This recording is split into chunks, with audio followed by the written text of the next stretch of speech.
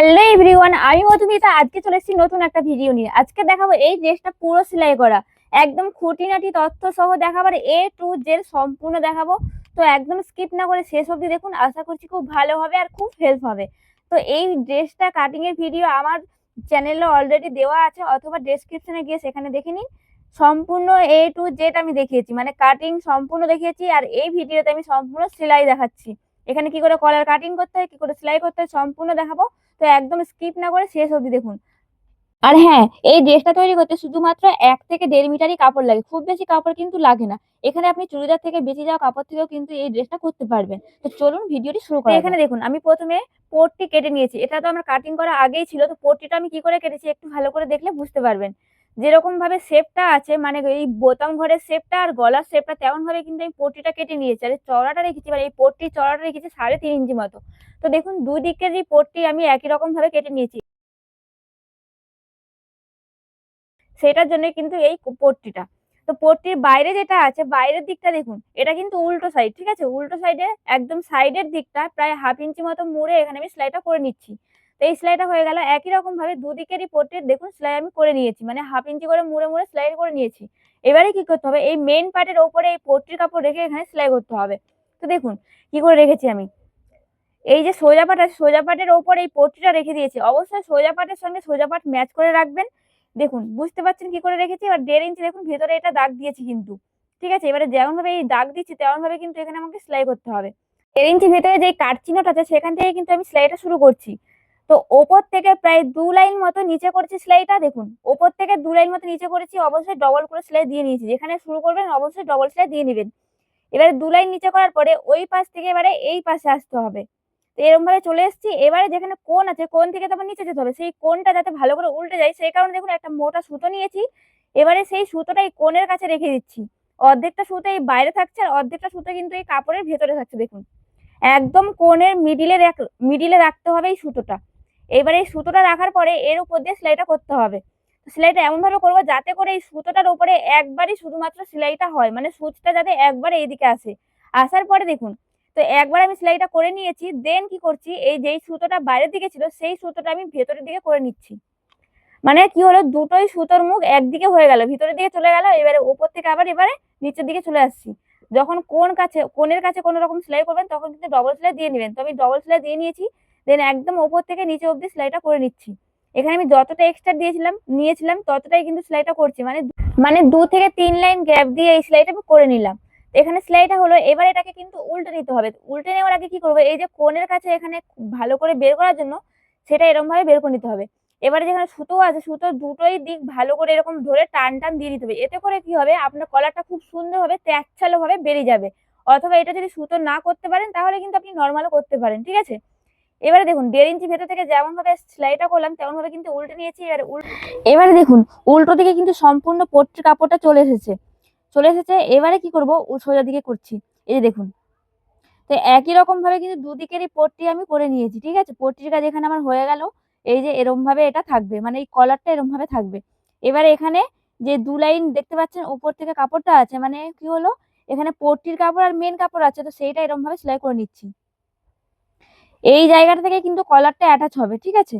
তো দুদিকেই একই রকম ভাবে সেলাইটা করে নিলাম, মানে বাড়তি 2 লাইন উপরে যে কাপড়টা ছিল সেটা সেলাই করার পরে এবারে কি করব, এটা হচ্ছে পেছন দিক। এই পেছন পার্টের সঙ্গে কিন্তু এই সোজা পার্টটা সেলাই করতে হবে, ঠিক আছে? মানে পুট লাইন সেলাই করতে হবে। তো অবশ্যই সোজা পার্টের উপরে সোজা পার্ট রাখবেন। রাখার পরে পুট লাইনটা ভালো করে ম্যাচ করে রাখতে হবে। তো একটার উপরে একটা রেখেছি। এবারে পুট লাইনটা 1/2 ইঞ্চি নিচ থেকে সেলাইটা করে নিচ্ছি। অবশ্যই ডবল সেলাই করে নেবেন, ঠিক আছে? এখানে দেখুন এরকম ভাবে পুট লাইনটা আমি সেলাই করে নিয়েছি। একই রকম ভাবে দুদিকেরই পুট লাইন সেলাই করে নিতে হয়, মানে এদিকেরও।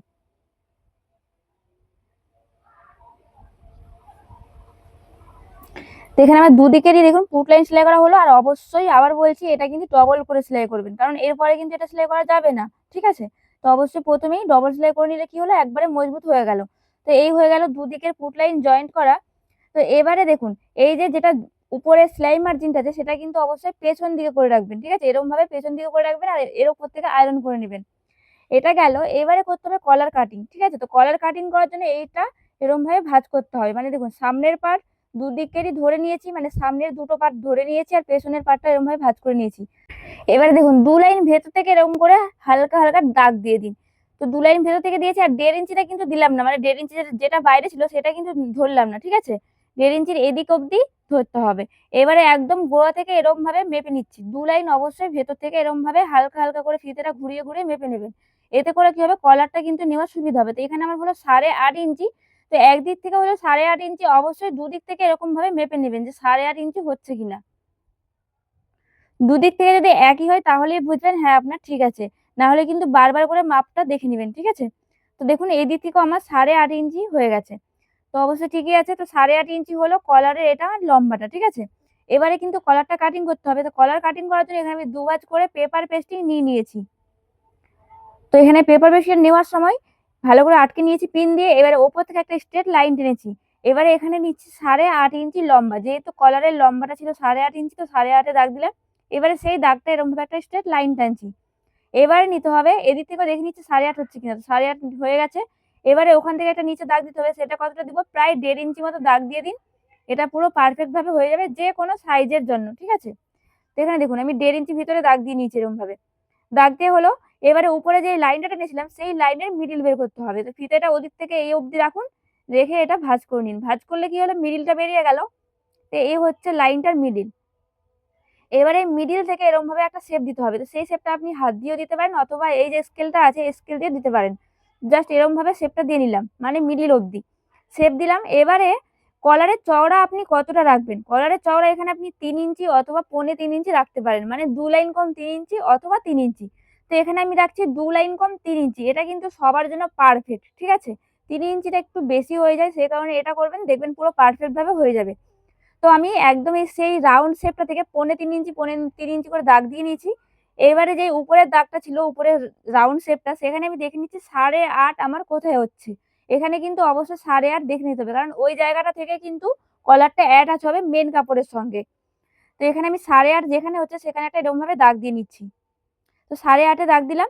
এবারে এদিক থেকে মাপলাম, অপর দিক থেকে কিন্তু একই রকম ভাবে মেপে নিতে হবে। মানে দুদিক থেকে অবশ্যই এরকম ভাবে মেপে নিতে হবে যে 8.5 হচ্ছে কিনা। তো দেখুন এখানে আমার 1 থেকে 2 লাইন মতো কম হচ্ছে। তো এখানে সামান্য একটু আমাকে বাড়িয়ে নিতে হবে। তো আমি আরো একবার এখানে চেক করে নিচ্ছি দাগটা। তো দেখুন একটু বাড়িয়ে নিলাম, মানে দুবার করে মেপে নিলাম। অবশ্যই দুদিক থেকে কিন্তু মাপটা সমান হতে হবে। তো এই হলো মাপ নেওয়া। এবারে স্কেলের যেই মাথাটা আছে সেই মাথাটা উপরের রাউন্ড শেপের সঙ্গে ম্যাচ করে নিচে একটা দাগ দিন এরকম ভাবে।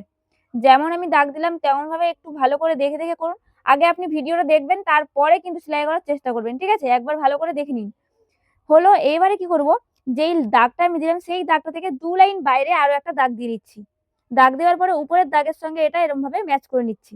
ম্যাচ করলাম।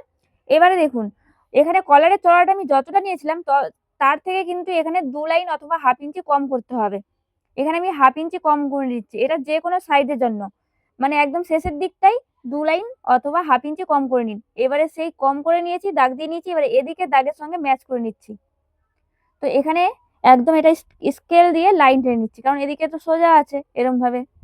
তো এখানে আমার সম্পূর্ণ মানে শেপ দেওয়া হয়ে গেল, দাগ দেওয়া হলো। এবার এটা কিন্তু কাটিং করবো, যেমন ভাবে দাগ দিয়েছি তেমন ভাবে এটা কাটিং করে নিচ্ছি। কলারটা কিন্তু তেমন একটা কোনো রকম ভারী না, শুধুমাত্র একবার ভিডিও দেখবেন, ঠিক আছে? সম্পূর্ণ ভিডিও দেখবেন, তারপরে কাজ করবেন, দেখবেন পুরো পারফেক্ট ভাবে হয়ে যাবে আর জলের মতো সহজ লাগবে। তো এখানে আমি পুরো কলারটা এই যে কাটিং করে নিচ্ছি। তো এই হয়ে গেল কলার কাটিং করা। এবার এই কলারটা মানে এই পেপার পেস্টিংটা মেন কাপড়ের উপরে বসিয়ে পেস্টিং করতে হবে, মানে আয়রন করতে হবে। তো এখানে আমি কাপড়ের উল্টো দিকে, এখানে কিন্তু দুটো কাপড় আছে আমার। তো উপরের যে কাপড় আছে সেই কাপড়টার উপরে দেখুন পেপার পেস্টিংটা রেখে দিয়েছিলাম। আর পেপার পেস্টিং এর কিন্তু একটা আঠালো দিক হয়, একটা খসখসে দিক হয়।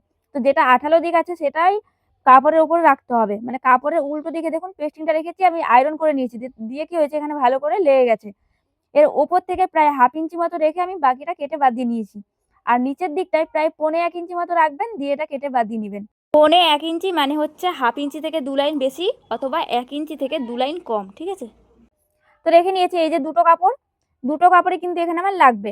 এবারে দেখুন উপর দিক থেকে আপনি এটা সেলাই করে নিতে পারেন অথবা আয়রন করে নিতে পারেন। তো আমি এখানে পেস্টিংটা পরে থেকে খুলে নিব, আপনারা চাইলে কিন্তু রাখতে পারেন, এতে করে খুব মজবুত হবে। তো আমি যেহেতু খুলে নিব সেই কারণে উপর দিক থেকে এরকম ভাবে এটা আয়রন করে নিব। শুধুমাত্র উপরের কাপড়টা যে রাউন্ড শেপটা ছিল সেখান থেকে দেখুন এরকম ভাবে আমি আয়রন করে নিয়েছি। নিচের দিকে কিন্তু কোনো রকম আয়রন কিছু করিনি, শুধুমাত্র এই উপরের দিকটাই হাফ ইঞ্চি যে বাড়তি কাপড়টা ছিল সেটা আমি আয়রন করে এরকম ভাবে করে নিয়েছি, মানে পেস্টিং এর উপরে তুলে আয়রন করে নিয়েছি। তো এখানে আয়রন করা হয়ে গেছে, এবারে কিন্তু সেলাই করতে হবে। সেলাই কি করে করব? এরকম ভাবে একটার উপরে একটা রাখতে হবে, মানে যেরকম ভাবে রাখতে হয় দেখুন। এটা হচ্ছে নিচের কাপড়টা, এই কাপড়ের উপরে এই যে পেস্টিং এর কাপড়টা আছে সেই কাপড়টা এরকম ভাবে রাখতে হবে। রেখে এবারে সেলাই করতে হবে। সেলাইটা এরকম ভাবে করতে হবে, এই যে। তো ওপর থেকে অবশ্যই সেলাই করছি।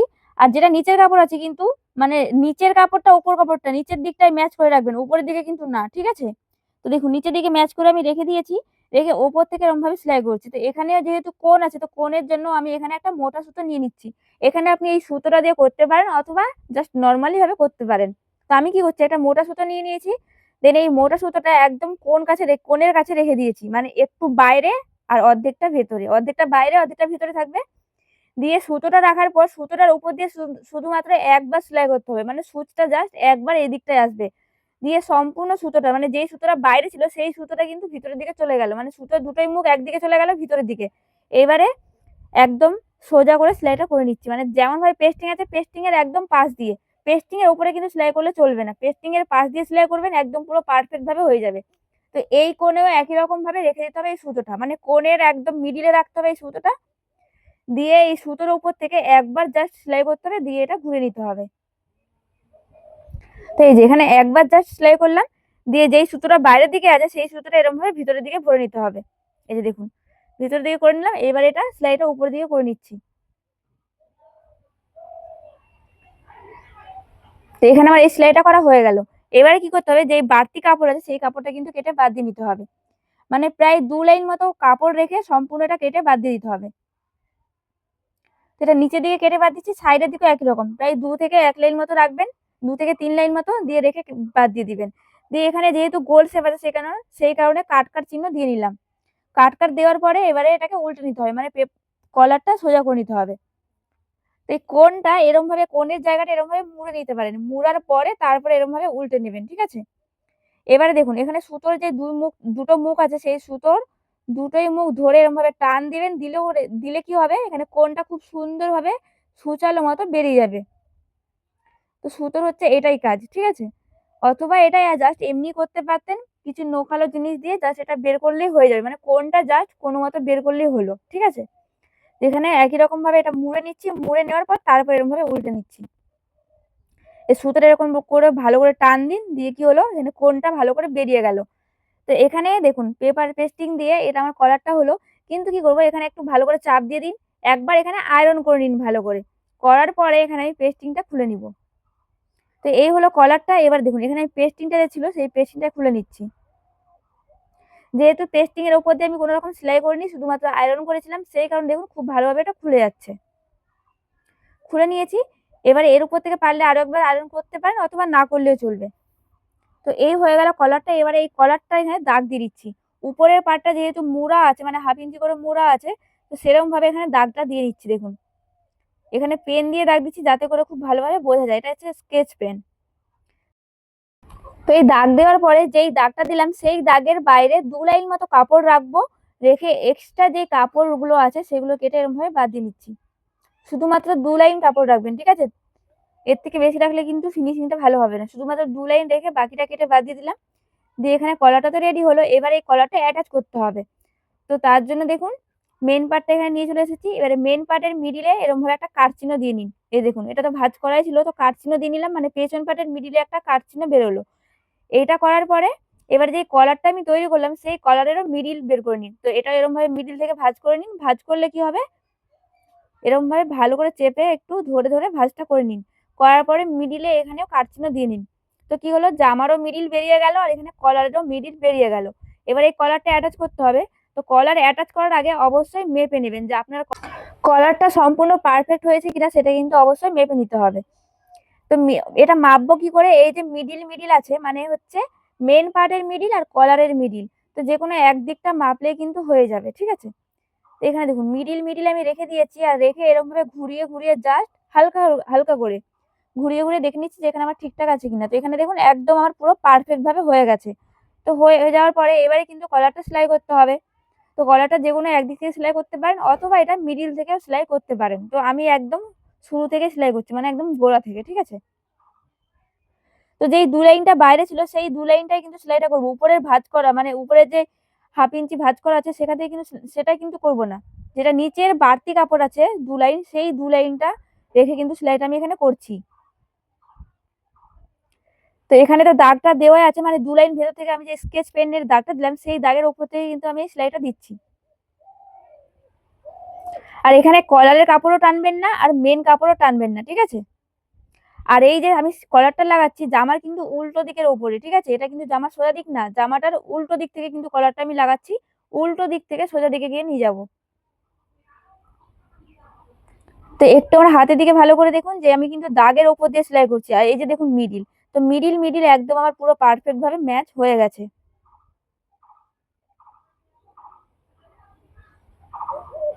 এখানে কালারটা যেহেতু একই, যেহেতু প্রিন্টের কালার, মানে মেন ড্রেসের কালার আর কলারের কালার পুরো একই হয়ে যাচ্ছে। কালার বলতে একদম পুরো প্রিন্টের।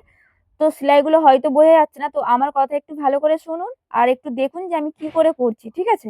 দিয়ে দেখলে কিন্তু একবার সম্পূর্ণ ভিডিওটি দেখুন, তারপরে চেষ্টা করুন, দেখবেন পুরো জলের মতো সহজ লাগবে। তো একদম দেখুন একদম শেষের দিকে চলে এসেছি। এই যে, তো পুরো পারফেক্ট ভাবে এখানে আমার কলারটা হয়ে গেছে। দেখুন 2 লাইন যেটা বাইরে ছিল সেই 2 লাইনের উপর দিয়ে কিন্তু সেলাইটা হচ্ছে। আর এইদিকে 1.5 ইঞ্চিটা কিন্তু হবে না, সেই 1.5 ইঞ্চিটা কি হবে কলারের মতো উল্টে যাবে। সো এখানে সম্পূর্ণ কলার অ্যাটাচ করা হয়ে গেল। এবারে যেখানে অ্যাটাচ করলাম সেই জায়গাটা যেহেতু একটু রাউন্ড মতো ছিল সেই কারণে দেখুন এখানে কাট চিহ্ন দিয়ে নিচ্ছি। মানে এখন যেই সেলাইটা করলাম, কলারটা যে অ্যাটাচ করলাম, তো সেটা একটু রাউন্ড মতো ছিল সেই কারণে কাট চিহ্ন দিয়ে নিচ্ছি। কাট চিহ্ন দেওয়ার পরে এবারে দেখুন সম্পূর্ণ কলারটা এই যে সোজা দিকে চলে আসছে। তো এটা হলো এবারে জামার সোজা দিক। তো সোজা দিকে এরকম চলে আসছে। এবারে যেটা ভাঁজ করা ছিল, মানে যেটাতে আমি পেস্টিং অ্যাটাচ করেছিলাম, সেই কাপড়টা দেখুন এরকম ভাবে এটা করে নিতে হবে। আর যেটা সেলাই মার্জিন আছে সেটা কিন্তু এরকম ভাবে ভিতরের দিকে করে নিতে হবে। সেলাই মার্জিনটা কলারের ভিতরে চলে যাবে আর এর উপর থেকে এবারে সেলাই করে নিতে হবে। আর এই সেলাইটা করবেন একদম কলারের ধার থেকে, ঠিক আছে? এই যে, মানে যেটা আমি পেপার পেস্টিং অ্যাটাচ করেছিলাম সেই কাপড়টা দেখুন উপরের দিকে আছে, ঠিক আছে? তো পেপার পেস্টিংটা আমি খুলে নিয়েছি, আপনারা চাইলে এটা রাখতে পারেন। তো আমি নেক্সট টাইম যখন করব তখন কিন্তু অবশ্যই আমি পেপার পেস্টিংটা রেখে দিব। এটা আমার ছিল ফার্স্ট টাইম, তো সেই কারণে এটা আমি জাস্ট খুলে নিয়েছিলাম। তবে ফিটিংস পুরো পারফেক্ট আর খুবই সুন্দর হয়েছিল। তো আপনাদের যদি একটু শক্ত টাইপের কাপড় থাকে তাহলে আপনি কিন্তু পেস্টিং ছাড়াই করতে পারেন। মানে পেস্টিং লাগাবেন, পরে থেকে এটা খুলে নেবেন, ঠিক আছে? আমি যেরকম ভাবে করলাম। আর কাপড় যদি খুব নরম থাকে তখনই এই পেস্টিংটা রাখবেন। তো একদম ধার দিয়ে আমি সেলাইটা করে নিচ্ছি। এই যে, সম্পূর্ণ সেলাই মার্জিনটা কিন্তু কলারের ভিতরে চলে গেল। তো দেখতেই পাচ্ছেন পুরো পারফেক্ট ভাবে কিন্তু এখানে আমার কলারটা রেডি করা হয়ে গেল। তো এই হলো সম্পূর্ণ কলার অ্যাটাচ করা। তো যতটা কঠিন মনে হচ্ছে ততটা কিন্তু কঠিন না, খুবই সহজ। তো এই হলো পুরো কলারটা। এবারে কিন্তু হাতা অ্যাটাচ করতে হবে। তো হাতা আমার পুরো রেডি করা আছে। তো হাতা সম্পূর্ণ কাটিং সেলাইয়ের ভিডিও কিন্তু ডেসক্রিপশনে দেওয়া আছে, সেখানে গিয়ে দেখে নেবেন অথবা আমাকে কমেন্ট করবেন, ঠিক আছে? সেই ভিডিও কিন্তু সম্পূর্ণ করা আছে। তো যেমন ভাবে হাতা সেলাই করতে হয়, মানে হাতায় অ্যাটাচ করতে হয়, একই রকম ভাবে করে নিচ্ছি। মানে সাধারণ ড্রেসে যেমন আমরা হাতা অ্যাটাচ করি একই রকম ভাবে কিন্তু এখানে হাতাটা অ্যাটাচ করে নিতে হবে। আর হ্যাঁ, ভিডিও দেখতে যদি আপনার কোনো রকমের সমস্যা হয় তো সেই সমস্যা নিয়ে আমাকে কমেন্ট করবেন, আমি সেইটা অবশ্যই ভালো করে বলে দেবো অথবা বুঝিয়ে দেওয়ার চেষ্টা করব, ঠিক আছে? তো এই হলো সম্পূর্ণ হাতা অ্যাটাচ করা। তো অবশ্যই একই রকম ভাবে দুদিকেরই হাতা অ্যাটাচ করে নিতে হবে। দেন আমি একটাই দেখালাম, একই রকম ভাবে দুদিকেরই করে নেবেন। তো এটা গেল। এবারে করতে হবে কিন্তু ফিটিংস। তো ফিটিংস করার জন্য দেখুন একটার উপরে একটা রেখেছি, অবশ্যই সোজা পাটের উপরে সোজা পাট। আর যখন আমি কাটিং করেছিলাম তখন কিন্তু এক্সট্রা রেখেছিলাম 1/2 ইঞ্চি। তো সেই 1/2 ইঞ্চি দেখুন 1/2 ইঞ্চি করে দাগ দিয়ে নিচ্ছি।